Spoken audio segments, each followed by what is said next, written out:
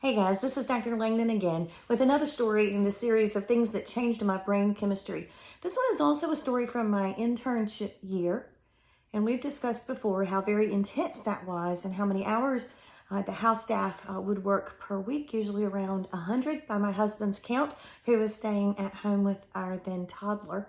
So one night on call working in the emergency department, and we did have in my residency at that time a separate pediatric emergency department.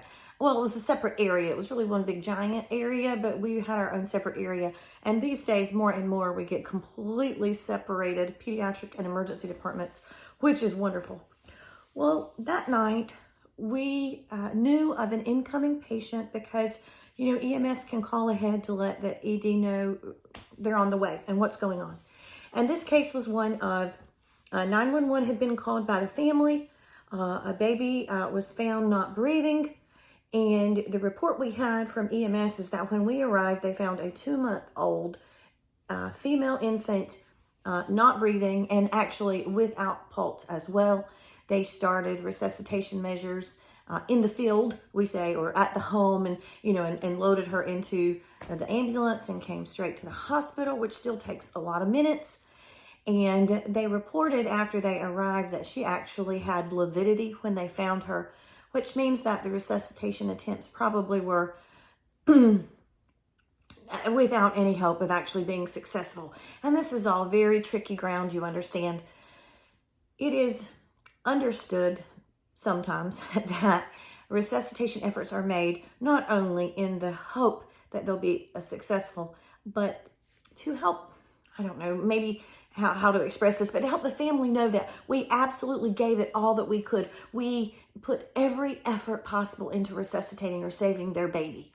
And so EMS had done a wonderful job as far as getting her intubated. They had a lot of, had already started an IV to do bolus of fluids. They were doing chest compressions the whole time. They were doing everything perfectly and by the book.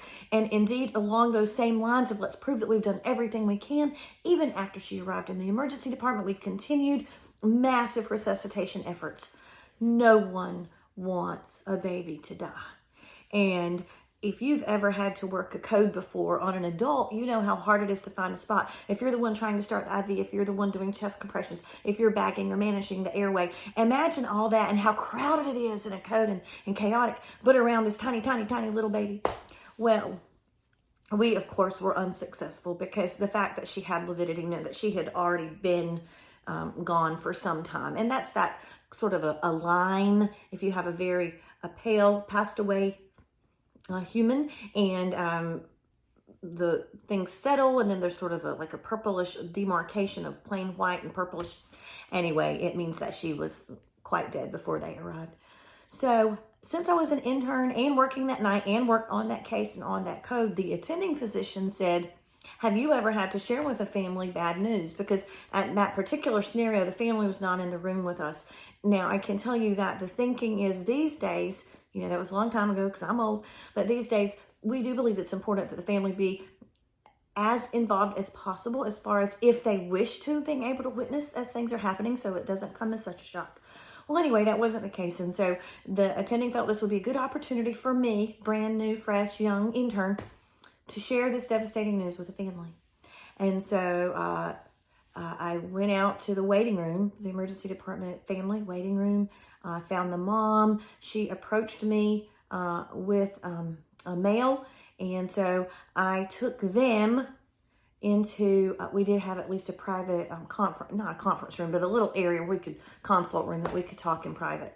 So it's really important when you deliver bad news to be calm, to speak in plain English, to not use cliches or anything like that, or medicalese, big words parents won't understand, and to be direct, and just to let them know you're sad too, and that's okay. And so we went into a room, and I said, I am so, so very sorry to have to be the one to tell you that your beautiful baby girl did not make it. We tried. We did everything we possibly could. The EMS workers did an incredible job at your home and bringing her here rapidly. And we did absolutely everything that was available to modern medicine we tried, and she did not make it. I'm very sorry. Well, that was difficult, but I got through it. I was trying to approach this very, not cold, but just very clinically. This is what I have to do. This is my job. I'm going to tell these parents what happened.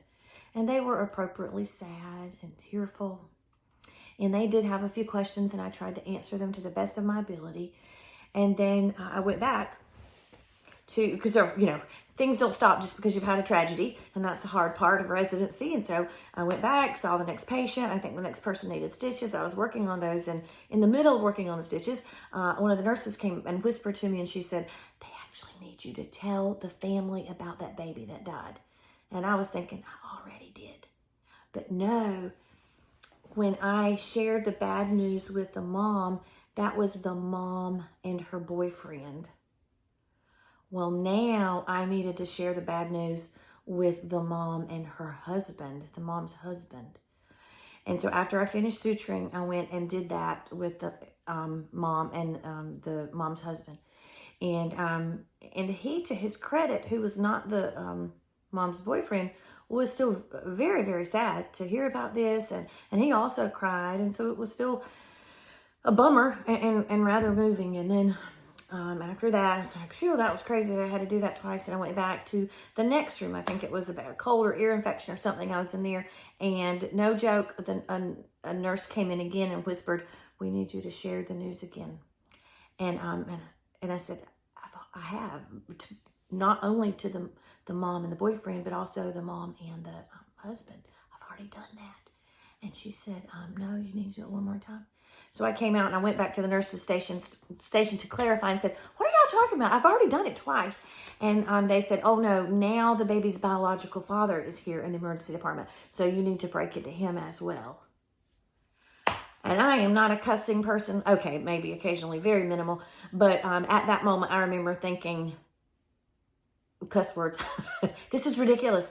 It just tears your heart out every time you have to share horrible news like this. And so I made sure I could get privacy in that consult room again, and brought in the mom again and the baby's biological father, and shared the bad news and answered, any additional questions that he had. And once again, I just sort of stuffed all those emotions down so I could keep moving. And then finally, after I had shared bad news 3 times around the same exact case, I did take a bathroom break, and I remember sitting on the potty and thinking, this is not even fair that I had to do that 3 times. That's ridiculous. And just cried and cried and cried and cried and cried and cried. And then dried my face off and went back to work and just kept working. Now, part of the reason I wanted to share with you guys things that changed my brain chemistry is also because it changes the way I feel about certain scenarios. That baby had been co-sleeping, meaning at 2 months, it was in the parents' bed. And I know that seems sweet and snuggly, and babies love to touch skin, and tactile stimulation is important for babies. I gotcha. But co-sleeping is not safe. So when you think I'm being cold-hearted when I say, "Oh no, please don't put the baby in your bed, you could fall asleep, the baby could get onto its tummy, the baby could get suffocated by your body or by the pillow, or it could fall off and actually get killed or hurt itself on the way down." When I think about all these wild, crazy, paranoid, very morbid sounding things, it's because they happen. And it's because I believe in safe sleep. And so I preach the American Academy of Peds guidelines because I want your baby to survive. And nobody thinks it's going to happen to them until it does. And we have data. We have evidence for things that you can do to help your baby survive. And that's why, if you could understand what we've seen, you might begin to understand why we're so passionate about safe sleep. It's not just a joke, and we're not trying to be mean. We're following the rules because it improves your baby's chances of survival. So I'm hoping that these videos will help you see why pediatricians are often wired to be so over-the-top safety conscious. There's a reason for every single thing. Hope that helped, guys. Thanks.